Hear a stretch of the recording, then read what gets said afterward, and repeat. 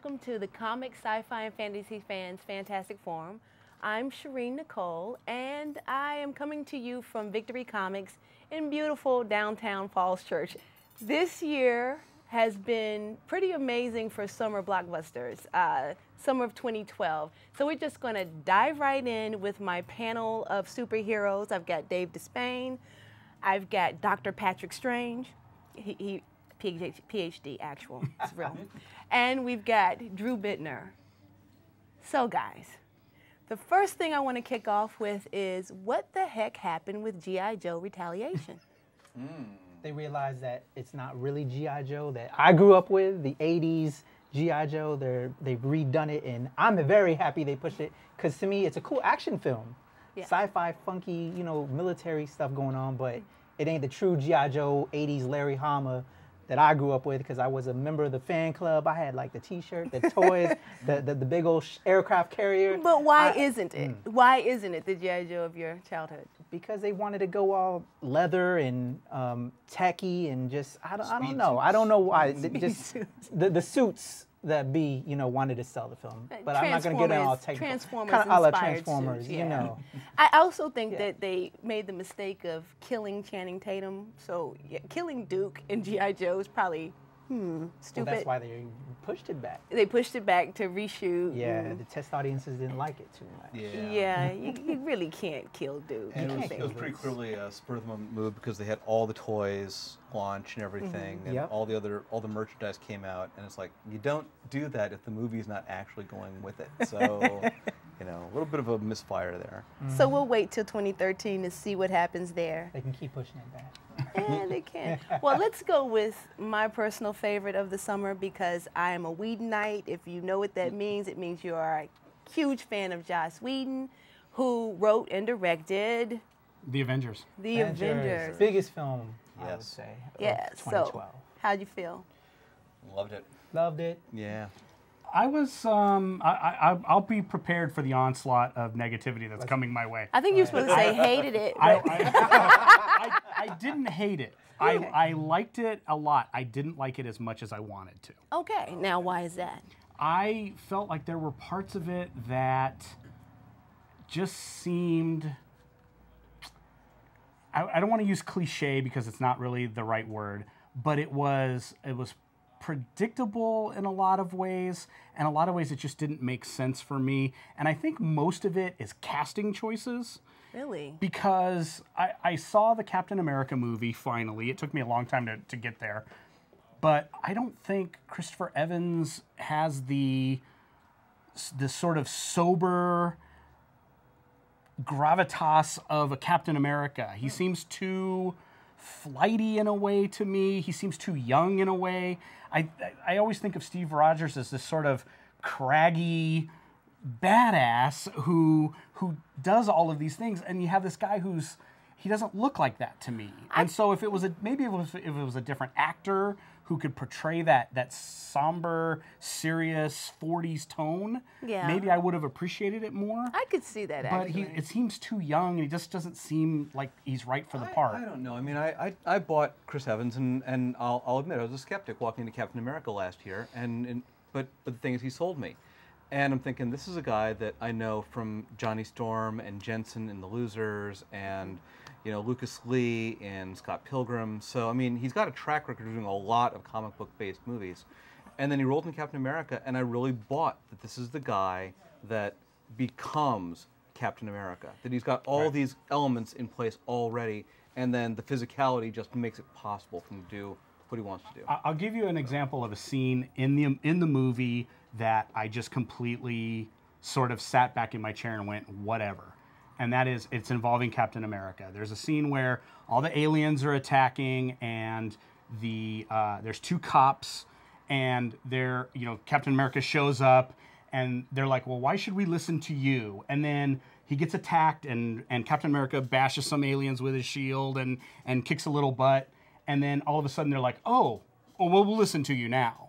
And I'm thinking, this is Captain America. In this universe, on this planet, in this particular continuity, They would know who he is, and they wouldn't question. There was an air of leadership But that's not that a was fault. missing. That's not a fault of Chris Evans, though. Not That's a fault of necessarily. the writing. Well, and that's what I'm saying Okay. is there's a certain lack of command going on. Okay, well, Well, I mean, the other thing is, I mean, if you're going to base it on reputation, the fact is that how many people actually know he's been thought out? You know, it hasn't been that long. but they it should seems. actually probably And- recognize the costume. I mean, but there's a Maybe, lot maybe. that we recognize from World War II. But I mean, it right? would be effective if they had like a younger guy and an older guy, and the younger guy says, "Who's that?" and the older guy says, "That's Captain America." You really ought to know this. Yeah, but now You know, that something would like really that. be a classic trope. Yeah. But okay, let's quickly talk about what we loved about the Avengers. Okay, what did you love, Patrick? I agree with some of the casting decisions that you stated, but I did think it was still casted very well. Everybody, there was a camaraderie, a sense of brotherhood as well as sisterhood, because you got to throw in Black Widow. We can't forget the female that was in there who did her thing, which I really enjoyed. And actually, you know what? I'll spotlight that. As a father of a 4-year-old daughter, Black Widow did her thing. They threw her up there. She was kicking butt She was on great. with those bad guys, the aliens. She was rocking it, and so my daughter loved it. So I loved it. I thought it was everything you would want the Avengers to be. I thought even the moments where it bled into complete Whedon, like Thor saying he's adopted, which was very much Whedon. It still worked. I mean, there was some really great moments. The Hulk bashing Loki around, that was genius. So, you know, good movie, but we could talk about this movie for a long time, and I think we need to move on. So, Prometheus. Prometheus, for me, biggest disappointment of the summer. Biggest, far and away. Beautiful failure. Yeah. It was very pretty. It was pretty. It was Yes. well shot. But the thing is, the story made no sense. The creation myth it hinges on made no sense. The acting choices were weird. The characters had no motivation. I mean, Yeah. it just in every storytelling sense, it was just a colossal failure. Yeah. And you know, I was really. I mean, that's one that I was kind of looking forward to. Yeah. I was hoping for more. I saw it, and I saw Men in Black immediately afterwards, and I was so glad I saw Men in Black afterwards because it took the taste of Prometheus right out of my mouth. Wow. So- Men in Black as palate cleanser. That's Yeah, that's wow. weird. But I got to tell you, Idris Elba doing Foghorn Leghorn, not good. That accent, that southern, well, I say, boy, I say, what was that? That was pretty frightening. What about Battleship? Didn't see it. You all right. When did I'm Popcorn sorry? cheese. Yeah, exactly. When did creating movies out of board games become legitimate Hollywood?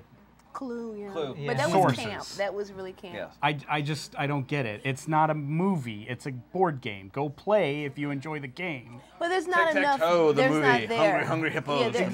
Exactly. If they did Hungry Hungry Hippos, the movie, let me tell you something. I am there, buddy. The mock-up poster of Well, that was and then hysterical. I mean, well, we can go back to it's not a 2012 film, but what was the Rock'em Sock'em Hugh Jackman? Yeah, Real Steel. Real Steel. That was I mean, that's- Rock'em Sock'em Robots. It was Rock'em Sock'em Robots. And I'm like, when did this become legitimate Hollywood sources? When Transformers made toys sell well again. Well, okay. Yeah. How about Total Recall? I thought it was okay. I thought it was Didn't see it okay. either. I don't know if it's going to erase people's memories of the earlier one. It was a lot more true, I think, to the original story that Philip K. Dick was writing. Well, that's what I heard. I heard that it's really more based on We Can Remember It For You Wholesale Yep. by Philip K. Dick, which is the original short story. But I mean, even there, they sort of had to pad it out and build it into this whole big epic of rebellion and everything else when it really wasn't about that. I think it So, maybe leaned too heavily on Blade Runner. Yeah. And as opposed to just creating a new Philip K. Dick world, I think. But I mean, the set design was beautiful. I thought Colin Farrell did a good job. I don't know. I mean, I'm not hating on it like a lot of other folks are. I don't even know what to say, so I'm just gonna like end the segment because I'm kind of freaked out and I need a moment to regroup, right? Yeah, we We're need gonna leave it some, with a 10. We're gonna we need need a some palate time. cleanser of our own now. Yeah, so we're gonna watch Men in Black 2 during the break and come back and talk about it, and you know you'll be happy about that, and maybe you'll see some toys and see you soon.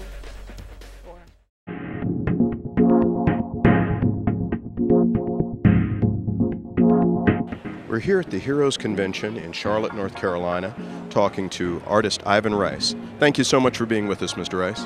Thank you. It's my pleasure.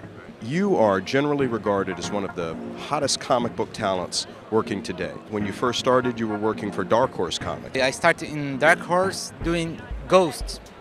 I spent 1.5 years working with this character. And after that, I started to work with Late F to Chaos Comics. I think I spent 5-6 years working with this character. Almost 7. Was a long run. Yeah. And after Late F, I got some books from CrossGen, the Late F again, because the Late F was sold to CrossGen. And I got some viewings to Marvel Comics. I did some books to Captain Marvel, Iron Man. I did some Avengers issues. And I started my first work with Jeff Jones in Avengers Vision, a miniseries with Vision. And then I had the opportunity to start my work at DC Comics, doing Superman in Action Comics, and was there where I started my long run in DC Comics. I think almost 10 years working at DC.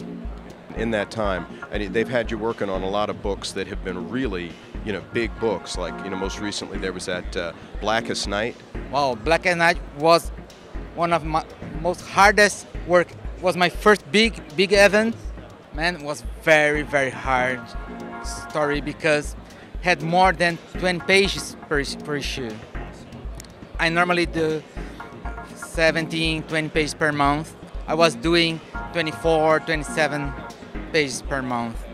After Blackest Night, I got the Brightest Day. It was another crazy story, a lot of pages per month. I think I was doing 24, 27 pages per month, but was a little easy than Blackest Night, because in Brightest Day I was doing just the loosened pencils and layouts pencils, and Joe Prado was finishing this page. And in Brightest Day I started to work with Aquaman, and in Blackest Night I was working with Mira.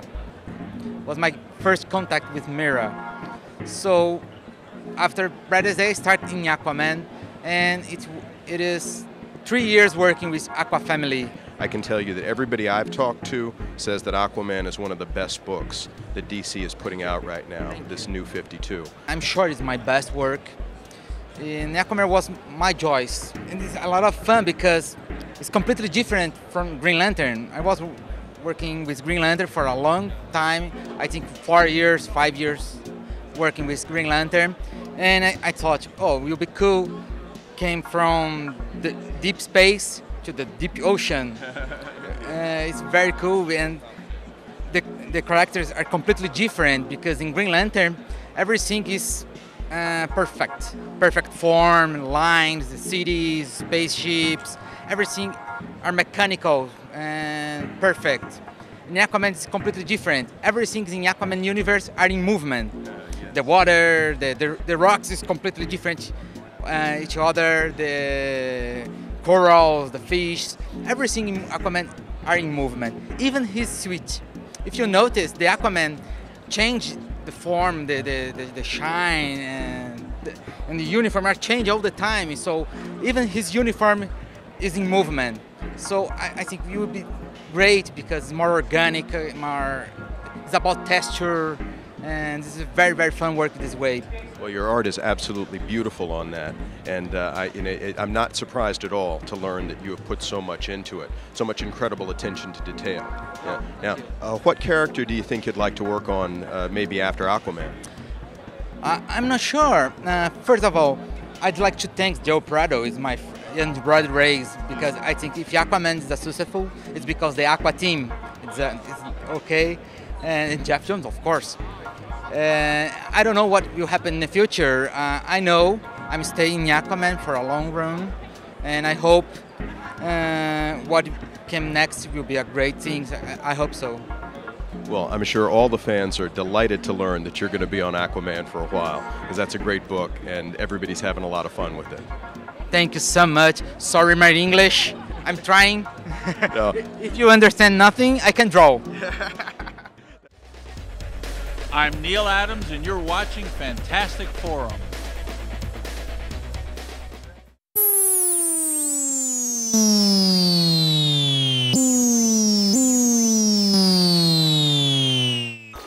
The original Captain Action figure debuted in 1966. Created by Stan Weston to compete with G.I. Joe, Captain Action was equipped with a wardrobe of costumes and masks in order to become a variety of different figures.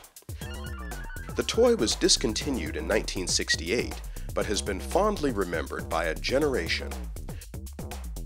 Well, Captain Action is back. To the delight of toy enthusiasts everywhere, retropreneurs Ed Cato and Joe Ahern have relaunched the toy and his arch nemesis, Dr. Evil. As before, Captain Action and Dr. Evil can become a variety of action figures, including Thor, Loki, Spider-Man, Captain America, and Hawkeye.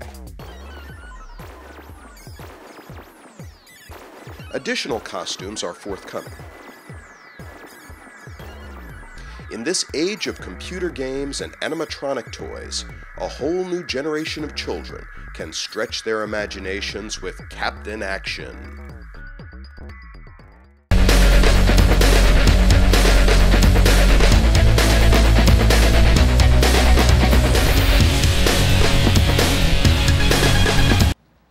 We're back, and we're still talking about the summer blockbuster films of 2012, and this segment is a big one. We've got two of the biggest films of the summer to talk about, so let's go back in. Spider-Man, yes. The reboot. Yes. And what I want to say just to kick it off is that I was excited about the reboot simply because for me, the original set of films lacked the true nature of Spidey, his sense of humor. What happened was, he was only Spider-Man in the wrestling ring. And then, because he had that sense of humor, those snarky, rapid-fire quips that he almost uses as a part of his fighting skill. Yeah. And the movies didn't have that. They lacked that part of his character. I also really, somebody's wife said, I don't remember whose wife it was, what does it matter if the webs are organic or inorganic? If he has web slingers or they come out of his wrist? And for me, character. It tells you something about who Peter Parker is, that he builds this stuff. Yeah. That he goes with the motif and he says, hey, I could build some webs. And he does it. It changes the nature of who he is. The science key. Yes. It's proof that he's a really, really smart guy. That's the biggest thing I appreciated with Amazing Spider-Man, especially when in the tunnels, the sewer tunnels, where he launched the webs into different pipelines. And so that way he could get like that rhythm to come and find out which part of the city. Exactly. Right. So that really emphasized the science portion. That is a big part of Peter And he was Parker. using his Spider-Man abilities. He was tracking them through the vibrations that they were making. Exactly. Yeah. So it was. I can see why people would not be thrilled about a reboot because the other movies were so recent. Yeah. But I also know that they did the reboot at least partly because they want to set up a new Green Goblin. They want to set up where his parents went off to, and that they'll be part of the next story. And so they want to really build this mythos and sort of do it all over again. Okay, so in a head-to-head battle, let's just go with the first two Raimi Spider-Man films and this new one. So in a battle between the two, Dave, what do you have for me? I like the new one better, I have to admit. I am not a huge Tobey Maguire fan. Yeah. And so that played into the first trilogy for me in a big way. Was I could never see him as Peter Parker. I was always seeing Tobey Maguire. And so I never ever could allow myself to suspend disbelief long enough to let the character be who he was. Wow. Patrick? Huge Spider-Man fan. Okay. Huge Spider-Man. So in regards to this, I shockingly would have to say, when this whole reboot was happening, I was like, no, really? Are you for real so close? As we discussed, it was better than the first two. Really? And although I will say I really didn't like Andrew Garfield, I prefer Tobey Maguire. He's a more likable character to me. But Andrew Garfield did his due, and he looked the part, skinny enough, it fit. And I Gwen have to go with it. Stacy, the dynamic between Gwen Stacy, Yes. played by Emma Stone, is much better than Yes. Kirsten Dunst and Yeah. Tobey Maguire. Yeah. Much Definitely. better dynamic, much better chemistry. Drew. I think for a lot of reasons. I mean, it's unfortunate that they're so close in time. You know, that this one was made only 10 years after Spider-Man came out. I'm not really wild about the reboot's costume. I think it's a little bit too fussy, a little bit too busy. I like the more basic, classic costume look. Good point. I like much better. These are mechanical web shooters. Like I said, I think it tells you who Peter Parker is. I think that Andrew Garfield is just flatly a better actor and better fit to the role in those ways. I think he's a better Peter Parker. I think he's a better Spider-Man than Tobey Maguire was. And it's not really to bash Maguire. It's just that, you know, I think Garfield's a really good fit. So And we have a unanimous decision. So, Christopher Nolan's final Batman film. I'm going to start with Patrick. I'm not a Nolan follower. I liked what he did, but at the same time, I didn't like what he did. I'm kind of, I think you and I are in the same camp on this one. Really enjoyed Dark Knight. This Rises seemed drawn out, seemed boring actually. You didn't, if I was a kid, okay, I'll put it like, if I was a little kid wanting to see the new Batman, Yeah. you didn't get enough Batman. Batman was broke and like, you know, he didn't do much of anything. Right. I wouldn't have really enjoyed it if I was a kid. I have to say, you didn't get enough Batman But action. do you think Christopher Nolan was thinking about kids with any of these films? Not at all. Okay, yeah. Which I appreciate, though. I have to say that as an adult fan, you know, he wrote it for us to appreciate as well, and the kids will see it because it is what it is, Batman. But you also have to think about that element. Okay. And yeah. Drew? I have kind of a like-dislike relationship with the movie myself. You I as mean, well. yeah, I mean, I can see where thematically it ties up the story that Nolan wanted to tell. I don't think it was the definitive Batman story by any means. I think it was a story about a guy named Bruce Wayne who puts on a costume and for a while goes around fighting weird crime. Yeah, it's like in Earth Gotham. 24 It's Batman, you know? It's very much a, Yes. like, it's like it's a, A Vertigo it's a even. film it's a film noir about this guy who does this thing.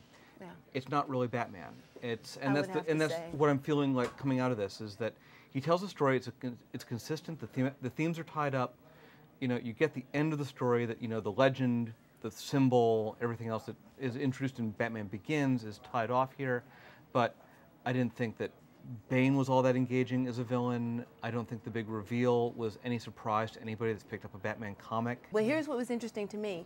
I hear that this Catwoman, played by Anne Hathaway, was one of the best She was women probably- to appear on screen. I'll absolutely give them that. Anne Hathaway as Catwoman was, and she's never called Catwoman in the thing, was probably the best Catwoman on screen. What She do you think, really did a Dave? great job with it. Wow. I have to tell you that I am in agreement with you guys in a lot of ways and disagreement in others.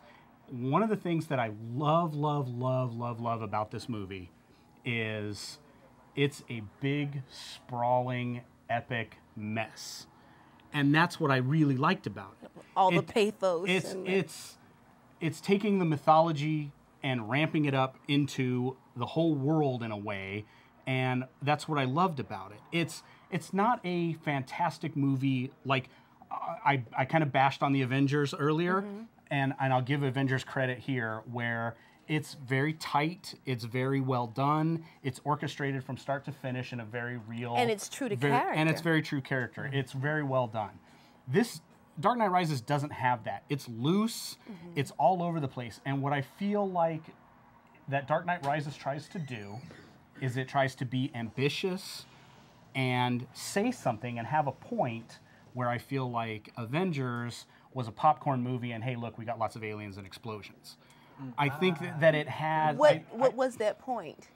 I think it's really more of a character study about Bruce Wayne. I think if you let it be what it is in terms of a trilogy and a whole story arc from first movie to last movie, it tells the story about Bruce Wayne being Batman.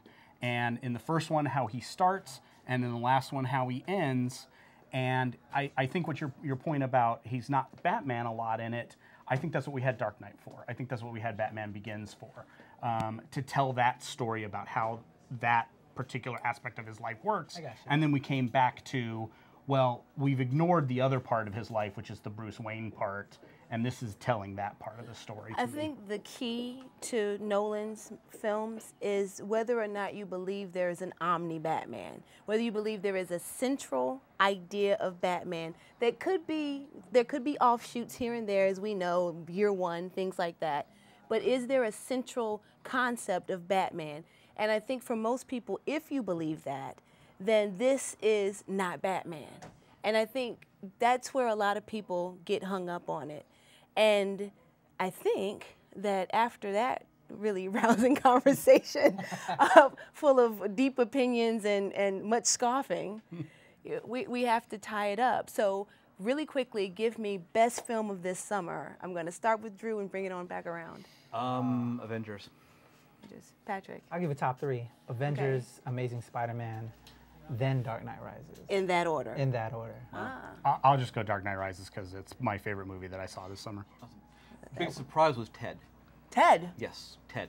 Got to give big props to Ted. It was a fun, unexpectedly sweet movie, very, very well worth seeing, great performances, a lot of heart to it. So yes, by all means, go see it. Drew says, see Ted. I say see the Avengers and do a lot of loving on Joss Whedon because he's incredible, and DC, hi, let him do the Wonder Woman movie, and then do, I don't know, World's Finest, and then do a Justice League movie. So that's my time. This is Sherin Nicole with the Fantastic Forum, actually the Comics, Sci-Fi, and Fantasy Fans Fantastic Forum, so that you can check us out on the web. We're here at Victory Comics. We want to say thanks so much to the gang here. It's been a great time, and we'll see you soon. Bye.